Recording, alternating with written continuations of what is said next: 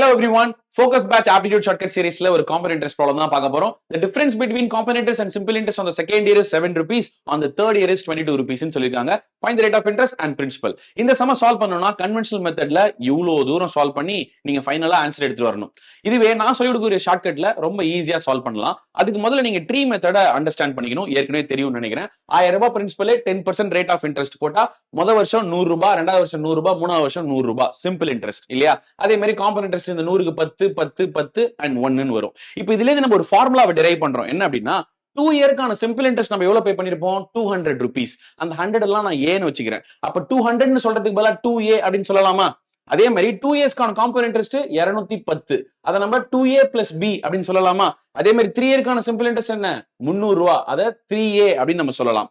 அதே மாதிரி 3 இயர்ஸ்க்கான compound interest 3a plus 3b plus c அப்படின்னு சொல்லலாமா? இந்த ஃபார்முலா இதுல இருந்து டெரைவ் பண்ணப்பட்டது. இந்த ஃபார்முலா தெரிஞ்சுக்கிட்டாலே போதும். இப்போ நம்மள்ட்ட என்ன சொல்லிருக்காங்க? 2 years compound interest minus simple interest 7 rupees சொல்லிருக்கான். அப்ப 2a plus b minus 2a is equal to 7 ன்னு சொல்லலாமா? அதே மாதிரி 3 year compound interest minus simple interest 22 ன்னு சொல்லிருக்கான். அப்ப 3a plus 3b plus c minus 3a 22 ன்னு சொல்லலாமா? ரைட்? இப்போ இதுதான் நம்ம இங்க வொர்க் அவுட் பண்ணிருக்கோம் பாருங்க.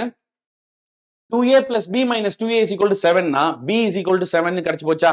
ரைட்? அதே மாதிரி 3 இயர்ஸ் ஃபார்முலா சப்ஸ்டிட்யூட் பண்ணனா c is equal to 1 ன்னு கிடைச்சு போச்சா? அப்ப பாருங்க b 7 னும் c 1 னும் தெரிஞ்சு போச்சு.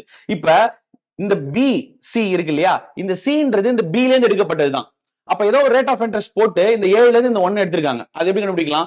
This 1 is what percentage of 7, which is nothing but 1/7 அல்லது 14.28 ன்னு நம்ம சொல்லலாம். அப்ப a என்ன, பிரின்சிபல் என்ன, ரேட் ஆஃப் இன்ட்ரெஸ்ட் என்ன அப்படின்றத கீழே கமெண்ட் பண்ணுங்க பாப்போம். இது மாதிரியான ஷார்ட்கட் வீடியோஸ்க்கு நம்மளுடைய ஃபோக்கஸ் பேட்ச்ல ஜாயின் பண்ணுங்க. தேங்க்யூ.